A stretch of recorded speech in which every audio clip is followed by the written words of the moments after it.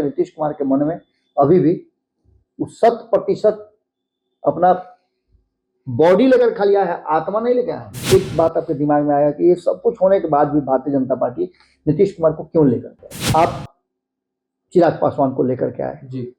चिराग पासवान का vote bank कितना है? कुशवाहा का वोट प्रतिशत कितना है? लगभग 4%। उस सर्वे में जब वो महागठबंधन की तरफ थे तो लोगों ने कहा था कि हम नीतीश कुमार को वोट नहीं देंगे, कि हम नहीं वोट करेंगे। मुस्लिमों ने कहा था कि नीतीश को वोट नहीं करेंगे, ये वोट लेते हैं उधर से उधर फुदक जाते हैं जी। नीतीश का कोई भरोसा नहीं। यादवों ने कहा कि हम क्यों वोट करेंगे जी। लेकिन नीतीश कुमार का वोट उधर ट्रांसफर हो रहा था, क्योंकि सभी को लग रहा था कि नीतीश कुमार का वोट उधर ट्रांसफर करेंगे तो भारतीय जनता पार्टी और नरेंद्र मोदी को रोका जा सकता है। तो नीतीश कुमार का अगर 16% में से 5% वोट भी ट्रांसफर हो जाता तो कहीं ना कहीं इन लोगों पे भारी पड़ता। ऐसी स्थिति में भारतीय जनता पार्टी के लिए जरूरी था कि इन जो 9% के लोग हैं इनके सामने 16% वाले नीतीश कुमार को खड़ा करना। पनोरमा ग्रुप, जो सोचता है वो करता है। नमस्कार, भारत लाइव देख रहे हैं आप। देखिए, ये खेल समझिए है और खेल समझिए में हम लगातार बिहार में जो खेला चल रहा है और जो खेला होने की दावा लगातार विपक्ष कर रहा है, उसके पर्दे के पीछे की कहानी हम आपको बताएंगे। बाबा लगातार अपने दावों से, अपने आंकड़ों से और अपने तथ्यों से आपको बताते आए हैं कि आखिर 12 तारीख को जो फ्लोर टेस्ट होने वाला है वो क्या होगा और कैसे होगा। लेकिन नीतीश कुमार जब से एनडीए गठबंधन में आए हैं तब से एक नया पेज जो है वो शुरू हो गया है। हमने पहले भी आपको बताया था, नीतीश कुमार जिस भी गठबंधन में जाते हैं वो गठबंधन असहज हो जाता है, क्योंकि नीतीश कुमार जहां भी रहते हैं खूंटा ठोक के रहते हैं और उनकी महत्वाकांक्षा इतनी ज्यादा है कि उनकी सीटों की चाहत, उनके मंत्रिमंडल की चाहत और जो उनकी राजनीतिक महत्वाकांक्षा है और उनके पार्टी के लोगों की महत्वाकांक्षा इतना ज्यादा है कि वो जिस भी गठबंधन में जाते हैं उस गठबंधन को पूरी तरह से हिलाकर झकझोर कर रख देते हैं। अब फिर से जब वो इंडिया गठबंधन में थे तो वहां सीट शेयरिंग को लेकर माथापच्ची हो रही थी, कुछ सेट नहीं हो पा रहा था, और जब वो एनडीए में आए हैं तो एक बड़ा विकराल स्थिति उत्पन्न हो गया है। हालांकि हमारे दोनों जो बिहार के उप मुख्यमंत्री है वो जाकर दिल्ली में गए और आपने देखा कि किस प्रकार वो नरेंद्र मोदी से मुलाकात करते हैं, अमित शाह से, जेपी नड्डा से, तमाम मुद्दों पर जाहिर सी बात है कि मंत्रिमंडल विस्तार से लेकर सीट शेयरिंग पर बात हुआ होगा। लेकिन जो पेच फंस गया है, जिसपे नीतीश कुमार अड़ गए हैं, वो मुद्दा सॉल्व नहीं हो पा रहा है और यही वजह है कि आज नीतीश कुमार निकलेंगे और दिल्ली जाएंगे। दिल्ली किस लिए जाएंगे? प्रधानमंत्री नरेंद्र मोदी से उनकी मुलाकात होनी है।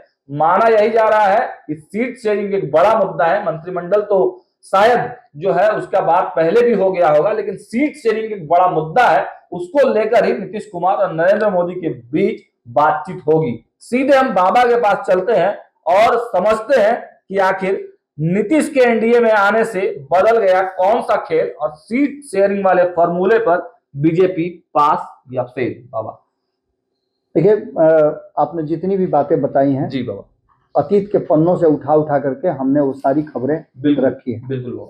इस खबर को करने से पहले आप बोल भी रहे थे कि कुछ नया चाहिए खबर, बिल्कुल तो बिल्कुल फ्रेश खबर लेकर के आए। बिल्कुल, हमारे जो दर्शक हैं लगातार चाहते हैं कि कुछ नई अपडेट्स मिले और फ्रेश खबर में वो ये बात है जी बाबा कि आपके मन में भी होगा, आपके मन में भी होगा, बिल्कुल होगा। 12 तारीख को क्या होगा जी, क्या होगा? 12 तारीख को अगर नीतीश कुमार फ्लोर टेस्ट में पास हो गए जी तो मुख्यमंत्री जी, फिर मंत्रिमंडल का विस्तार जी, फिर 2024 में चुनाव जी, फिर 2025 में नीतीश कुमार मुख्यमंत्री जी, ये सिलसिला चलेगा जी।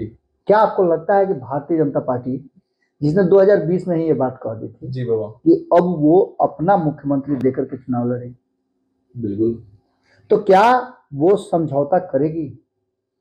इस पॉइंट को यहीं छोड़ते हैं, आगे बढ़ते हैं। बिल्कुल। फ्लोर टेस्ट अगर नहीं हुआ तो उसका जिम्मेवार कौन? नीतीश कुमार या भारतीय जनता पार्टी? क्यों भारतीय जनता पार्टी? क्योंकि भारतीय जनता पार्टी को ही सरकार बचाना है। नीतीश कुमार तो बाबा ये चाह ही रहे हैं कि विधानसभा भंग हो जाए और फिर से जो है लोकसभा और विधानसभा का दोनों एक साथ ही हो जाए, उसी में नीतीश कुमार की नैया पार हो जाए। लेकिन भारतीय जनता पार्टी बाबा, मुझे और जैसा आपके विश्लेषणों से पता चला है कि भारतीय जनता पार्टी चाहती है कि भाई मेरा लोकसभा पार करा दो किसी तरह से, उसके बाद हम देखेंगे विधानसभा। बिल्कुल आप सही बात कर रहे जी, हैं। जी। और नीतीश कुमार इसीलिए दिल्ली भी जा रहे हैं। जी तो नीतीश कुमार को दिल्ली तलब किया गया है तो सिर्फ एक दरवाजे पर उनको माथा नहीं टेकना है, जी, 3 दरवाजे। 3 दरवाजे पर माथा जी, टेकना जी, है। बिल्कुल। जितना दिन वो बकरी बना करके रखते हैं भाजपा को, जी, जी बाबा। उतना भाजपा इनसे भी कदम ताल करवाती है। जी, जी बिल्कुल। याद है मुझे जी, और दर्शकों को भी याद होगा, जब जी। उत्तर प्रदेश में ये योगी सरकार दूसरी बार शपथ ग्रहण कर रही थी, जी, नीतीश कुमार एनडीए का ही हिस्सा थे जी। और प्रधानमंत्री नरेंद्र मोदी भी शपथ ग्रहण में गए हुए थे। जी। नीतीश कुमार का वहां जिस तरह से उन्होंने अभिवादन किया प्रधानमंत्री नरेंद्र मोदी का, वो तस्वीरें बड़ी वायरल हुई थी। बिल्कुल, बिल्कुल कभी बाबा। पीछे जाकर के आप लोग भी देख लीजिएगा जी। तो आपको अंदाजा हो जाएगा कि नीतीश कुमार राजनीतिक रूप से नरेंद्र मोदी से कितना ज्यादा दाव पैंतरा जानते हैं। बिल्कुल बाबा। नीतीश का दाव पैंतरा ही है कि नरेंद्र मोदी को नीतीश कुमार को दिल्ली बुलाना पड़ा। ये बात वो किसी और माध्यम से भी कर सकते थे, जी, टेलीफोन पर भी बात हो सकती थी। बिल्कुल। दोनों उनके उप मुख्यमंत्री जाकर के 2 दिन 3 दिन रह करके सारे जी। मुद्दों पे बातचीत करके आए हैं। जी, वहां भी सुलझ सकता था मामला, लेकिन मामला इतना पेचीदा है जी, कि नीतीश कुमार को वहां पहुंचना पड़ेगा। बिल्कुल। या फिर भारतीय जनता पार्टी उनको जब बुला ली वहां पर, ये भी एक फैक्टर है बाबा। निश्चित रूप से पहली मुलाकात उनकी होगी जेपी नड्डा से, अच्छा। फिर उसके बाद अमित शाह से मुलाकात होगी हाँ, और उसके बाद प्रधानमंत्री नरेंद्र मोदी से। जी, देखिए, सबसे जो महत्वपूर्ण बात है जी, उसमें कुछ आंकड़ों का भी आपको अगर खेल दिखाया जाए जी, तो आपको समझ में आने लगेगा बिल्कुल, बात कि आखिर जाने का मकसद क्या है। जी, जी बाबा। सबसे पहला मकसद कि नीतीश कुमार ने कई मुद्दों पे जी, भारतीय जनता पार्टी चाहती थी कि उसका मुख्यमंत्री बने। जी, यही बात राष्ट्रीय जनता दल भी चाहती थी, बिल्कुल चाहती थी।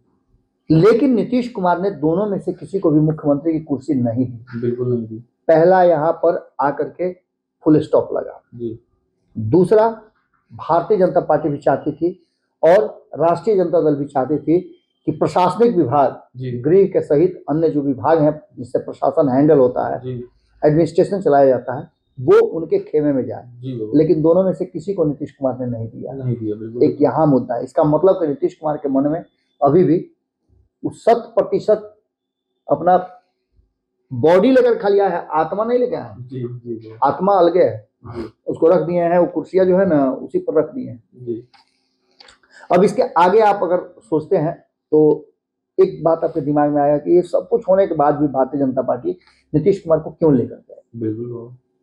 तो नीतीश कुमार को लाने के पीछे एक आंकड़ा हम आपको बता रहे हैं। जी, आप चिराग पासवान को लेकर के आए। जी।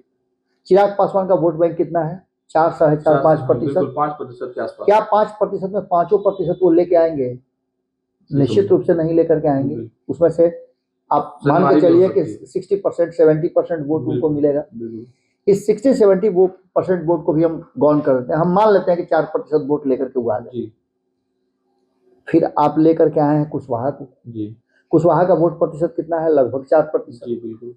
क्या वो 4% पूरा अपने तरफ ट्रांसफर करा लेंगे? बिल्कुल नहीं। संभव नहीं है। तो उनका हम मान लेते हैं 3%। तो 4% उधर और 3% इधर, 7% हुआ। एक जीतन राम मांझी का 2% के आसपास वोट मान के चलिए। क्या वो 2% वोट ट्रांसफर करा लेंगे? बिल्कुल नहीं करा पाएंगे। अगर करा भी लेते हैं तो हम चलिए मान लेते हैं कि 7% उधर है, 2% 9%। क्या 9% वोट भारतीय जनता पार्टी लेकर के और 16% कमाना चाहेगी? बिल्कुल, बिल्कुल नहीं होगा। नीतीश कुमार का अब तक का जो रिकॉर्ड रहा है, अब आगे 2024 और 25 के चुनाव में नीतीश कुमार क्या करेंगे वो अलग बात है। कितना % वोट मिलेगा अलग बात है। क्योंकि नीतीश कुमार को लेकर के जो हमने सर्वे कराया था, उस सर्वे में जब वो महागठबंधन की तरफ थे तो लोगों ने कहा था कि हम नीतीश कुमार को वोट नहीं देंगे। खास करके जिस गठबंधन में थे उस गठबंधन के लोगों ने कहा था कि हम नहीं वोट करेंगे। मुस्लिमों ने कहा था कि नीतीश को वोट नहीं करेंगे, ये वोट लेते हैं उधर से उधर फुदक जाते हैं, नीतीश का कोई भरोसा नहीं। यादवों ने कहा कि हम क्यों वोट करेंगे। लेकिन नीतीश कुमार का वोट उधर ट्रांसफर हो रहा था, क्योंकि सभी को लग रहा था कि नीतीश कुमार का वोट उधर ट्रांसफर करेंगे तो भारतीय जनता पार्टी और नरेंद्र मोदी को रोका जा सकता है। तो नीतीश कुमार का अगर 16% में से 5% वोट भी ट्रांसफर हो जाता तो कहीं ना कहीं इन लोगों पे भारी पड़ता। ऐसी स्थिति में भारतीय जनता पार्टी के लिए जरूरी था कि इन जो 9% के लोग हैं, जी इनके सामने उस 16% वाले नीतीश कुमार को खड़ा करना है। बिल्कुल। अब भारतीय जनता पार्टी का नेक्स्ट स्टेप क्या होगा? तो भारतीय जनता पार्टी का नेक्स्ट स्टेप है, यही कारण है कि भारतीय जनता पार्टी नीतीश कुमार जो भी रख रहे हैं सामने, उसको स्वीकार करके चुपचाप बैठी हुई है, बकरी बन जा रही है। बिल्कुल। अब आगे जो भारतीय जनता पार्टी को करना क्या है, तो हम काहे बार बार ये बात बोल रहे हैं कि सीट शेयरिंग फॉर्मूला में भारतीय जनता पार्टी पास होगी या फेल होगी। अगर भारतीय जनता पार्टी के खेमे से जिस तरह से आपने देखा कि INDIA गठबंधन में भगदड़ शुरू हो गया, वो कैस्केडिंग इफेक्ट जो बता रहे थे हमारे संपादक नमन मिश्रा जी, वो लगभग शुरू हो चुका है। ईंटा आप देखिएगा, बचपन में बच्चा सब खड़ा करता है, एक बार पहले भी हम बता चुके हैं। बचपन में आप जाते होंगे ईंटा भट्टा उठा पर, तो ईंटा ऐसे खड़ा कर देते हैं, एक लाइन से खड़ा करके ऐसे खड़ा कर देते हैं, और एक ईंटा जब लास्ट वाला गिरेगा ना, तो सारे ईंटा को गिरा देता है। बिल्कुल वही हो रहा है। INDIA गठबंधन में नीतीश के निकलने के बाद सब धीरे धीरे मामला शुरू हो चुका है। कहा जा रहा है कि ममता बनर्जी ने साफ कर दिया कि वो अकेले लड़ेंगे चुनाव। अखिलेश यादव ने कह दिया कि भाई उत्तर प्रदेश में वो अकेले लड़ेंगे। उधर अरविंद केजरीवाल ने दोनों जगह, दिल्ली और पंजाब, कह दिया कि हम अकेले लड़ेंगे। तो ऐसे उद्धव ठाकरे भी बड़ाई कर दी है मोदी का। बिल्कुल। तो ये सारी चीजें घुमा फिरा करके इस तरफ आ रही हैं कि कहीं ना कहीं नीतीश कुमार के निकलने के बाद जैसे INDIA गठबंधन बिखर रहा है, वैसे NDA नहीं बिखरे, इसका पूरा पूरा ध्यान भारतीय जनता पार्टी को रखना होगा। बिल्कुल। इसके लिए करना क्या होगा, तो निश्चित रूप से नीतीश कुमार को समझा बुझा करके कि बाकी सेक्टर में आपकी बात हम मान लीजिए, लेकिन इस सेक्टर में इन लोगों को रोक करके, बिल्कुल ये सबसे महत्वपूर्ण मुद्दा है। और इस मुद्दा में आप समझिए, एक अनार 100 बीमार। 40 सीट को आप 42 नहीं कर सकते हैं, 40-40 ही रहेगा। और प्रधानमंत्री नरेंद्र मोदी कॉन्फिडेंस पूरा है उनको, सदन में भी वो 400 के पार बता रहे हैं। बिल्कुल। अब ये कॉन्फिडेंस उनको कहां से आया? कहीं ऐसा तो नहीं कि राम जी के मंदिर में गए थे गर्भगृह में, वहीं से राम जी ने माथा ठोक दिया हो कि भाई जाओ। कांग्रेस को उन्होंने कह दिया कि दर्शक दीर्घा में दिखेंगे आप लोग। बिल्कुल। ये सारी चीजें कहीं ना कहीं जगह बता रही हैं। और अब आधा दर्जन से ज्यादा, अभी 6 है, हो सकता है 7 और 8 भी हो जाए, लोग NDA में शामिल हैं, जो बिहार से हम बात कर रहे हैं। इन लोगों को कैसे एडजस्ट किया जाएगा? अगर 7 लोगों को एक एक सीट भी देते हैं तो 7 सीट होता है, तो ये सीट देगा कौन? गंभीर समस्या। और इसमें से कई लोग हैं जो एक सीट पर काहे मानेंगे? बिल्कुल तो नहीं। इस समस्या का समाधान कौन करेगा? नीतीश कुमार तो करेंगे नहीं, बिल्कुल नहीं करेंगे। नीतीश कुमार तो अपना खूंटा गाड़ करके रहेंगे कि हम 17 होते हैं भाई, 17 चाहिए। लेकिन क्या ये संभव है? संभव नहीं लगता है। बिल्कुल संभव नहीं। ये महागठबंधन में नीतीश कुमार के लिए संभव हो सकता था, जिसको छोड़ करके नीतीश कुमार चले आए, लेकिन NDA में नीतीश कुमार को दिल्ली से मतलब नहीं है। हम पहले ही बता चुके हैं कि जो 2014 का आंकड़ा, 2019 का आंकड़ा, 2020 का आंकड़ा, 2015 का आंकड़ा, इस सारे आंकड़ों को हम अगर कंगाल करके देखते हैं तो सीधे यही नजर आता है कि नीतीश कुमार का वोट बैंक एकदम कांस्टेंट रहा है। चाहे परिस्थितियां जितनी भी नीतीश कुमार के विपरीत रही हो, लेकिन वोट में नीतीश कुमार कभी पिछड़े नहीं है। 15%, 16% उनका वोट फिक्स है, अधिक हो सकता है, कम नहीं हो सकता है, ये अब तक का रिकॉर्ड है। तो आप कोई भी परसेप्शन, कोई भी हिसाब जब बनाना शुरू करते हैं तो उस फार्मूले पर ही बनाते हैं जो फार्मूला आपके पास पहले से उपलब्ध है। बिल्कुल। नीतीश कुमार, अब जो हम आगे बताने जा रहे हैं वो ये है कि नीतीश कुमार आखिर क्यों समझौता करेंगे। तो नीतीश कुमार के पास समझौता करने का बहुत सारा वजह है। 2020 में जब नीतीश कुमार चुनाव लड़े थे तो एलायंस पार्टनर जो था वो उनका भारतीय जनता पार्टी था, न कि VIP और न अन्य कोई। VIP भारतीय जनता पार्टी का एलायंस पार्टनर था, उनके साथ संबद्ध था, और हिंदुस्तानी अवाम पार्टी नीतीश कुमार के साथ संबद्ध था।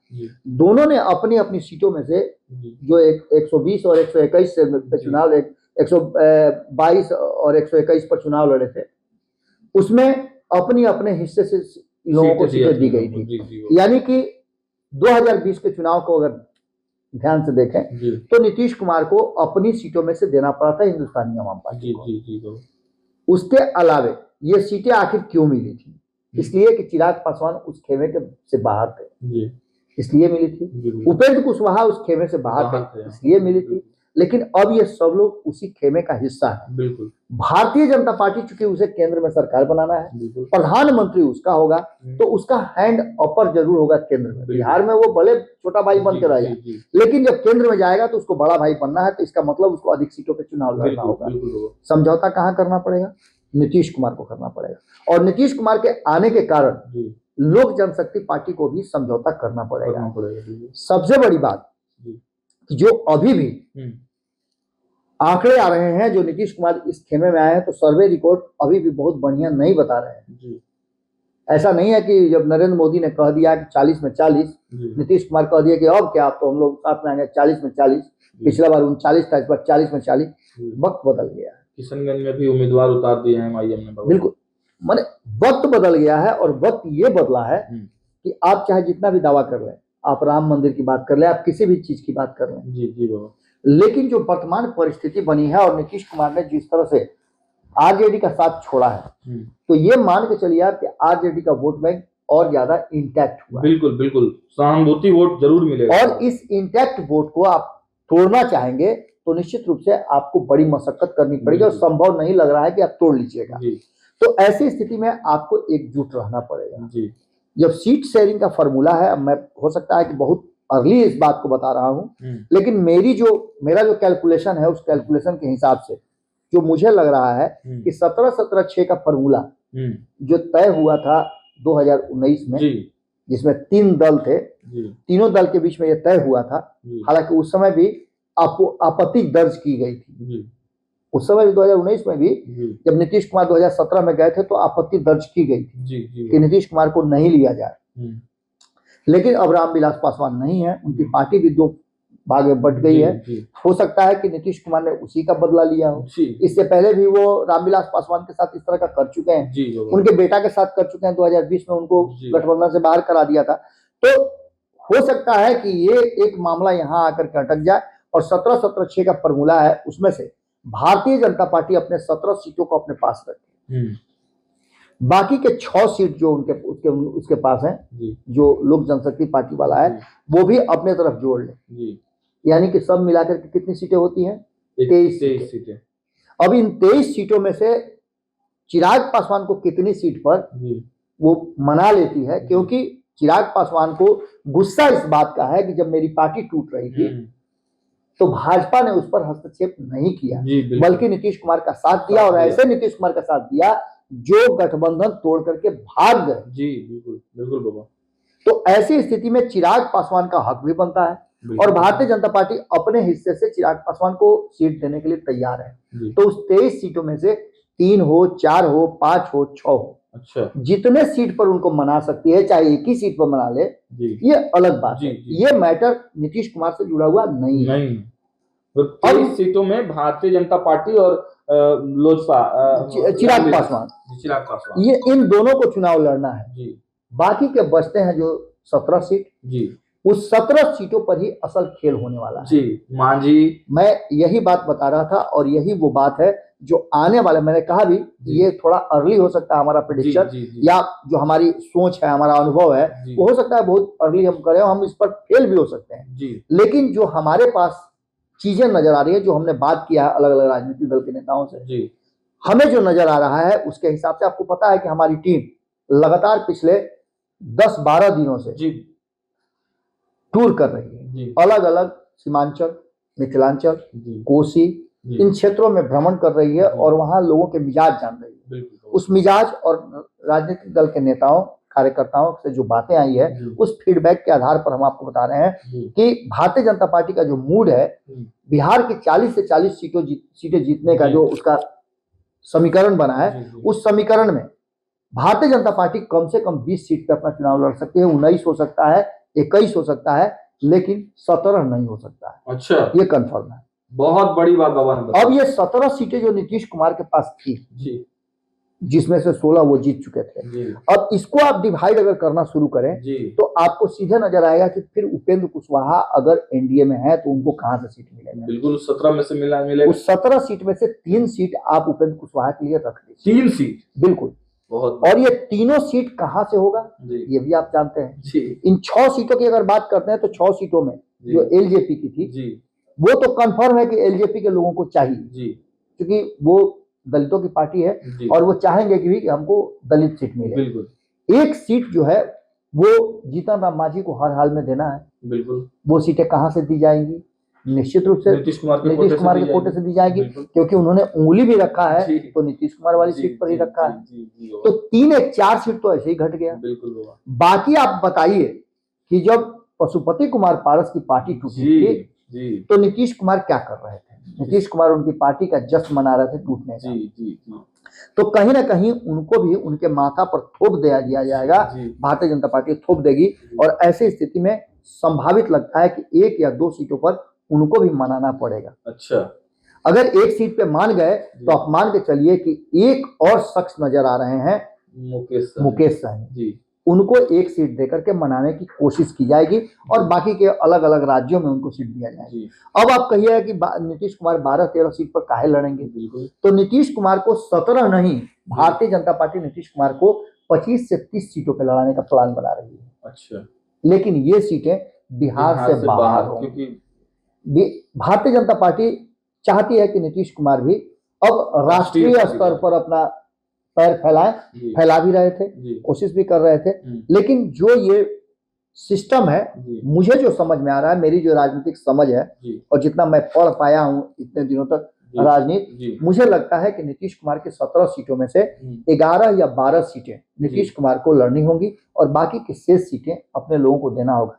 एक बात और मुझे लगता है कि हो सकता है कि जिस तरह से नीतीश कुमार सारे गिले शिकवे भुला करके भाजपा की तरफ शिफ्ट कर गए, उसी तरह से उपेंद्र कुशवाहा को भी एक बार फिर से गिले शिकवे भुला करके और उन्हें एनडीए की तरफ लेकर के और नीतीश कुमार की जदयू में एक बड़ी जिम्मेवारी के साथ कमान दिया जाए। अच्छा। ये भी हो सकता है। तो ये सारी चीजें, संभावनाएं जो हैं अभी जीवित हैं और नीतीश कुमार जो फॉर्मूला लेकर के भारतीय जनता पार्टी बैठी हुई है, इसी के लिए उनको दिल्ली तलब किया गया। अच्छा। आप सीधी सी बात समझ लीजिए कि एनडीए में नीतीश कुमार के आने के बाद जो समीकरण बदला है, उस समीकरण को साधने की जिम्मेवारी भी इन्हीं लोगों की है। अच्छा। ये 2 बड़े दल हैं, इनको एक दूसरे के प्रति सहानुभूतिपूर्ण सामंजस्य बिठा करके और सीटों का बंटवारा करना होगा, जिससे कि इनके साथी दल भी खुश रहें।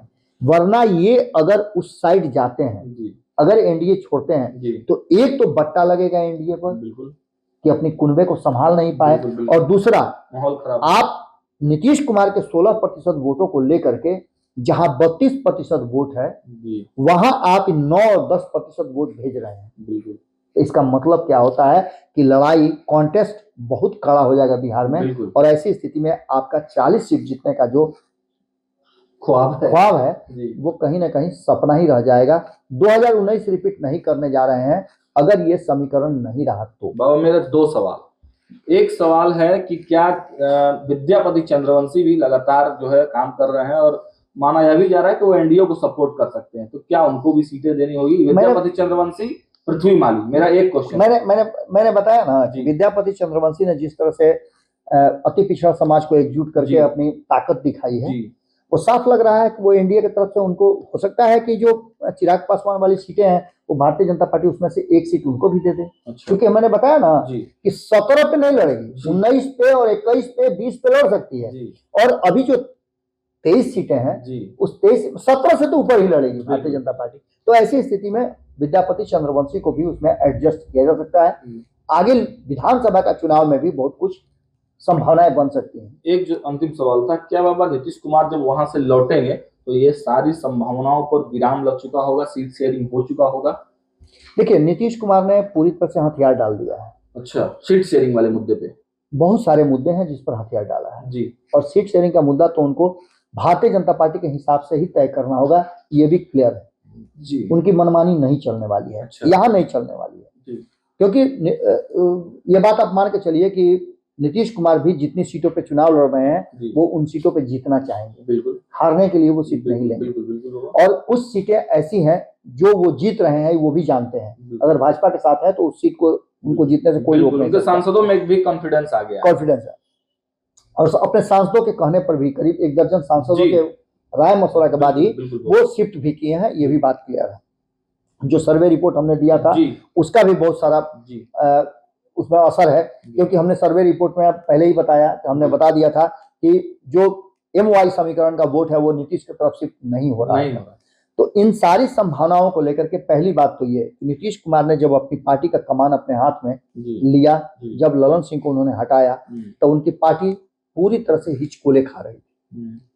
नीतीश के आने के बाद से बहुत हद तक पार्टी में एक सामंजस्य बना और लोगों को, उनके पार्टी के लोग जो विद्रोह कर रहे थे, जो बाहर जाना चाह रहे थे, उनको भरोसा जगा कि नीतीश कुमार संभाल लेंगे। इनमें से बहुत सारे सांसद और विधायक भी थे।